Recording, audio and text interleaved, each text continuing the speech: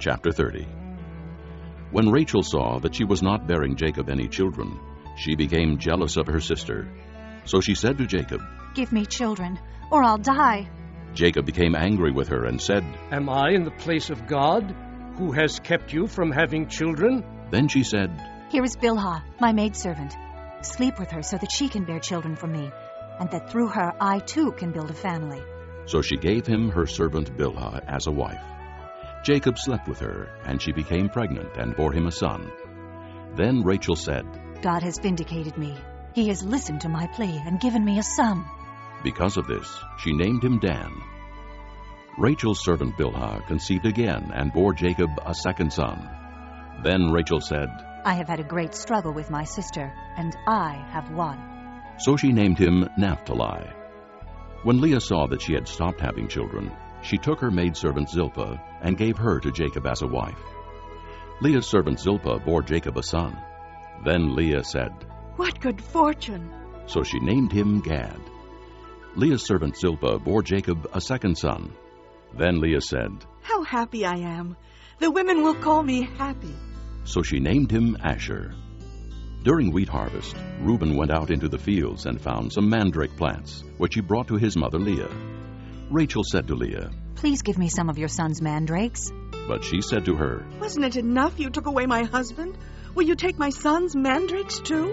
"Very well. Rachel said. He can sleep with you tonight in return for your son's mandrakes." So when Jacob came in from the fields that evening, Leah went out to meet him. "You must sleep with me," She said. "I have hired you with my son's mandrakes." So he slept with her that night. God listened to Leah, and she became pregnant and bore Jacob a fifth son.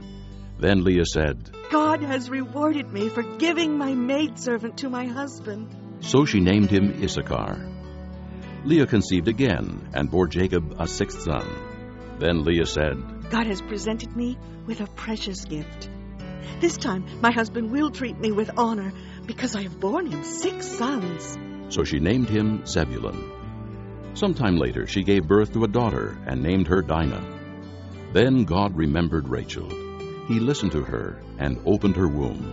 She became pregnant and gave birth to a son and said, "God has taken away my disgrace." She named him Joseph and said, "May the Lord add to me another son." After Rachel gave birth to Joseph, Jacob said to Laban, "Send me on my way so I can go back to my own homeland.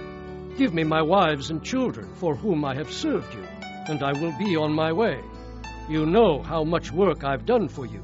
But Laban said to him, "If I have found favor in your eyes, please stay.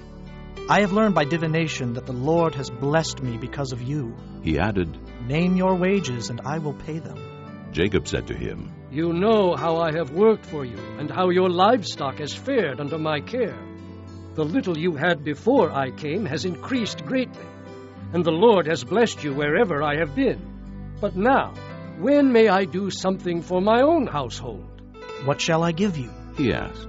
"Don't give me anything. Jacob replied, But if you will do this one thing for me, I will go on tending your flocks and watching over them. Let me go through all your flocks today, and remove from them every speckled or spotted sheep, every dark-colored lamb, and every spotted or speckled goat. They will be my wages, and my honesty will testify for me in the future whenever you check on the wages you have paid me. Any goat in my possession that is not speckled or spotted, or any lamb that is not dark-colored, will be considered stolen." "Agreed," said Laban. "Let it be as you have said." That same day he removed all the male goats that were streaked or spotted, and all the speckled or spotted female goats, all that had white on them, and all the dark-colored lambs, and he placed them in the care of his sons. Then he put a 3-day journey between himself and Jacob, while Jacob continued to tend the rest of Laban's flocks.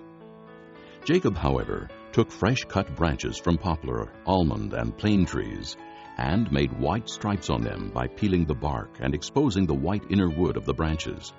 Then he placed the peeled branches in all the watering troughs, so that they would be directly in front of the flocks when they came to drink. When the flocks were in heat and came to drink, they mated in front of the branches, and they bore young that were streaked or speckled or spotted. Jacob set apart the young of the flock by themselves, but made the rest face the streaked and dark-colored animals that belonged to Laban. Thus he made separate flocks for himself, and did not put them with Laban's animals.